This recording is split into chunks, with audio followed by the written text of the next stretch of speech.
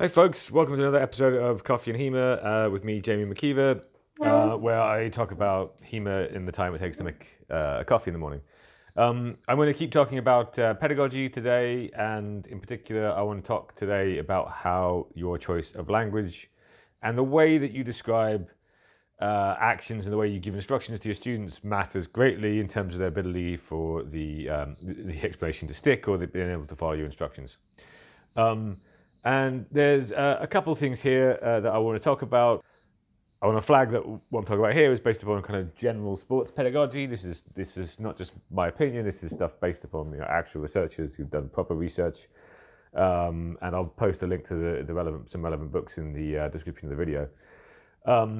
But this is something we get pretty badly wrong in HEMA quite a lot, largely because we are basing our descriptions on the way they're described in the historical texts that don't necessarily take account of modern sports science and the way to coach, the way to talk about movement.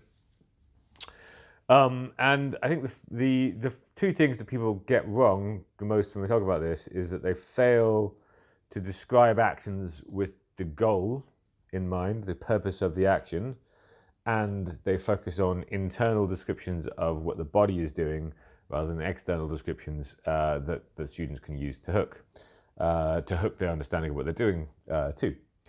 And I'll give you an example, right? So in Vardy, unusual for longswords, he likes to parry, right?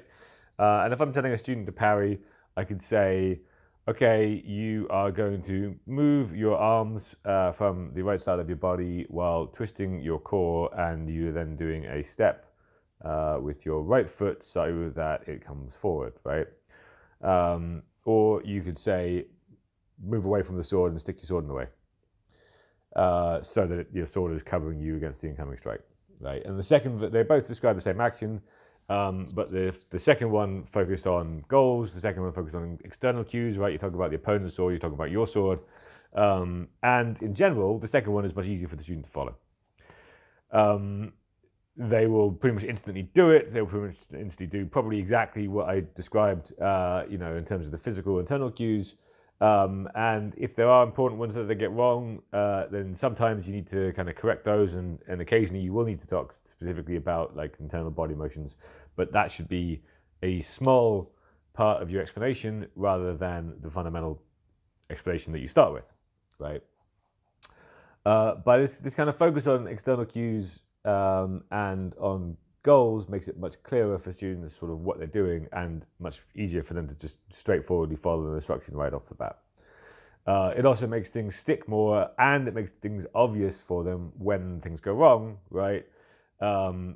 If you've got a list of 10 body cues to do and you get hit in the head, which of those 10 was wrong? But if you're saying, well, your goal here is to stop yourself from getting hit in the head, something went wrong, and you can kind of track it through. But then, as well as sort of the general pedagogy aspects of this, that there is quite robust research that shows that this kind of language choice matters in terms of the ability for instructions to stick and be followed. But as well, the more complicated your technique gets, the better chance that actually you, as the teacher, are wrong about what you're doing in your description, or that what works for you because of your body type, your height, your physical strength, may not work for one of your students. And by switching the focus to what is the goal and the external factors that matter, you allow the student to kind of explore what works for their own body and relative size, relative strength, etc., while still achieving the same goal, still fitting the same fencing niche, as it were. And related to that, it's important that when we do talk about physical things, when we do talk about certain properties, we try not to be too absolutist in the way that we describe it. Because again, if we say it must be like this, then a lot of the time someone who has some kind of disability that prevents them from acting that way feels that they cannot do this action.